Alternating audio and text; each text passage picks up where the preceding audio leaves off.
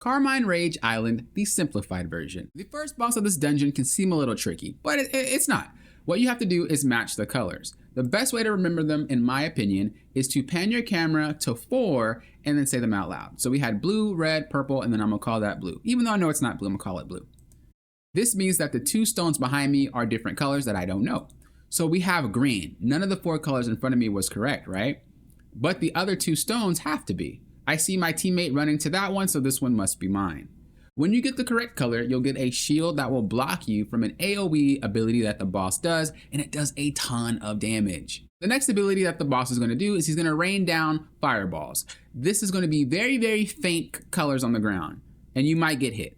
You see how faint that is? Not only is it faint, so it's hard to see, especially with all the craziness going on your screen, but also they come down really, really fast. So whenever you see them, just start moving around. Try not to use any abilities that require you to stand still for any second until they go away. If you get hit, it's gonna hurt and it's gonna burn you, so keep that in mind. From there, once he gets low enough, he's gonna tell you to remember the colors, of course. Again, pan your camera, look for that color that's yours. I got green, I know that mine is right there. Finding your color is important because it prevents your teammates from picking the wrong color.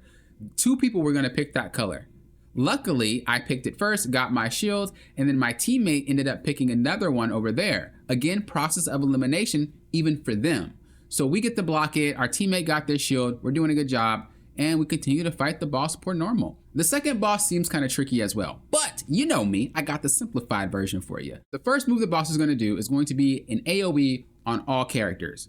Don't stack during this moment, you should be good to go. Very simple thing to dodge. The next move is going to be a flamethrower breath. All you have to do is sidestep it or side roll it and you're not going to get hit.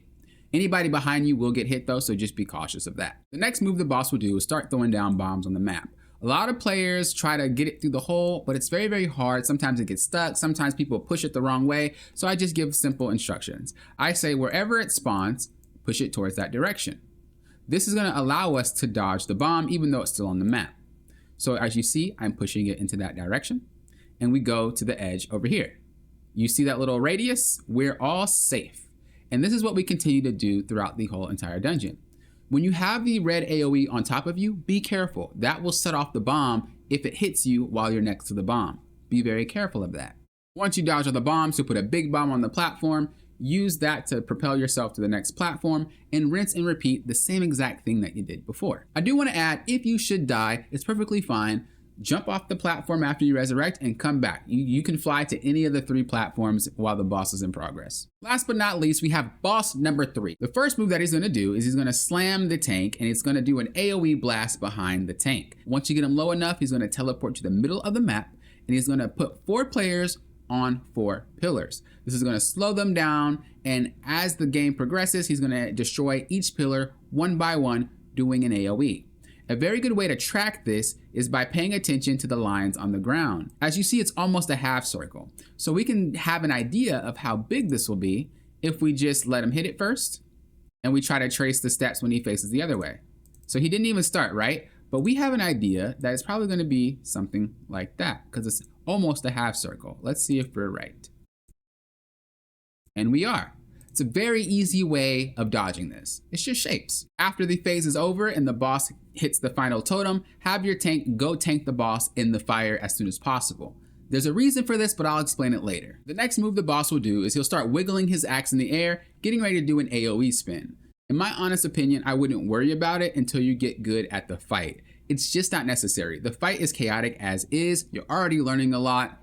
Don't have someone put this in your head to dodge it or block it. It's just too much. I promise you, take it slow, learn everything first, and then should you have the ability to recognize when he does this move, do something about it. Remember, this is a simplified guide. This is not something that I think you need to worry about. But I did want to let you know about it so you're not surprised. The next move the boss will do is a block move. The closer you are to him when he does this move, the faster the fireballs come out. So you're gonna have to block a lot faster. The further you are away, the slower it is. The next move is gonna be when he starts dashing around the map. There's 2 things to this. The first thing is when you see him do this, give him space. He's mad he don't have no milk and cookies. We don't have any for him, he's upset. Let him be upset, give him space. A lot of players try to like juke out, or a lot of players try to like perfect time parry it. It is not necessary. Give this man some space. He doesn't dash that far. Look at that. He doesn't dash that far at all. You have a lot of time to move out, and should you be even further, he's not going to tap you. Give him space. Don't try to be crazy. The second thing is let him finish his 3 dashes, because at the end of doing 3 dashes, he starts spinning. This is a great time for your healer to have respite. It's a great time for your healer to have everybody all in one area and heal them all at the same time. On top of that, after the end of the spin, he's going to then do something you can block. And depending on what class you are, you're getting mana, you're getting health. These are really good things that you'll need to continue to fight properly. So I highly recommend not stopping him from doing those 3 dashes. Eventually, he'll teleport back to the middle and do the same thing with the pillars again. Now, you already know the basics of the pillars, so let's go a little bit more in depth with the pillars. You can tell which pillar he's going to break first based off a red orb on somebody's character. So as you see right here, I'm going to be targeted first because I had the red orb. Not only that, but if you look to my right, this person has an axe on her head. So he's going to go for me, and then he's going to go for the person with the axe on her head. This means he's going to be going counterclockwise. Now let's just say you didn't see the person get the red orb. You have no clue where he's going to go first. Well, she has the axe. This means he's going to go here second. So this means either I'm marked or they're marked. The safest spot is over here. Think about that every single time that you play. Another thing I want to know is you can tell if he's going to hit you based off the shape. So let's just say we have no clue where he's going to swing next. I'm unsure. Look where he turns his body. Let's look at the ground and think of the half circle, right? If this is a full half circle, this means he's going to be shooting in this direction like that, which means anywhere back here, you're safe.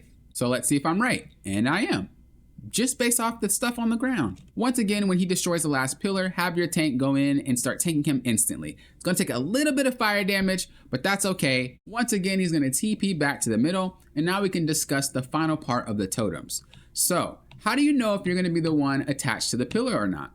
The 2 people that are the closest to the boss will not get chained to pillars. So if you're someone who's new and may not know the mechanics, or you're someone who is not that great at games in general, ask them if you can be that person. A lot of times when I join these, I'll see people say the healer needs to be there, the tank needs to be there. It don't matter. Just play the dungeon. If it's random people, it's always going to be chaotic. Let people play how they play. You're going to be more successful that way than trying to change them. So we notice when he teleports, I'm actually the furthest away, right? So it registered me as not going to be the one being chained up. Someone on our team is dead, so it doesn't count. It should be 2 of us, but that person is dead. Once again, as an example, let's say we did not see who had the red dot. Well, if this guy has an axe, what do we know, right? Well, we know that he's going to either attack this person or this person. So where's the safe spot, even if we don't know where this guy's going to attack? It has to be here because it's the opposite of the person with the axe, because that person's getting hit next every single time. Let's see.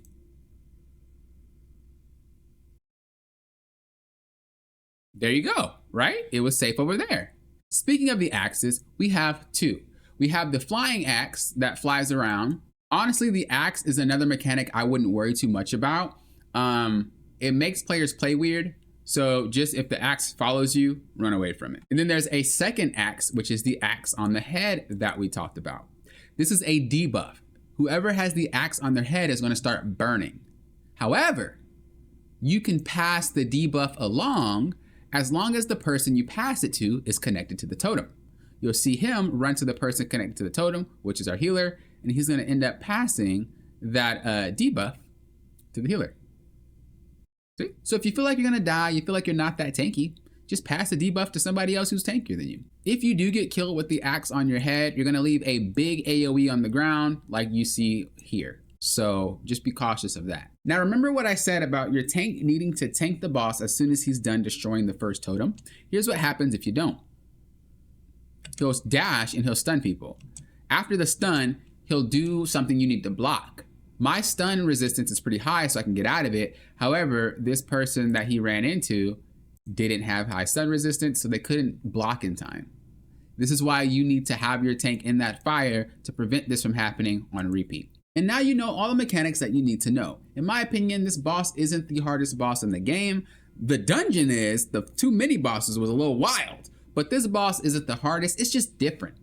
It's just different. If you want more simplified guides like this one, make sure you check the description below. Have the playlist of all the bosses already there, or check the end card at the end of the video. As always, the main goal of my simplified videos are there so you can explain mechanics to people who may not speak your language or to people who might not be that great at the game. Remember, it's a lot easier letting people play how they want to play instead of trying to force them to be in specific spots, specific notations around the map. You're gonna confuse them, and not everybody learns that way. Let them play how they want to, and as they make mistakes, just clean it up here and there, and they'll be the perfect teammate, I promise. Until next time, you know what I always say, the guys are doing what? Popping often, well often.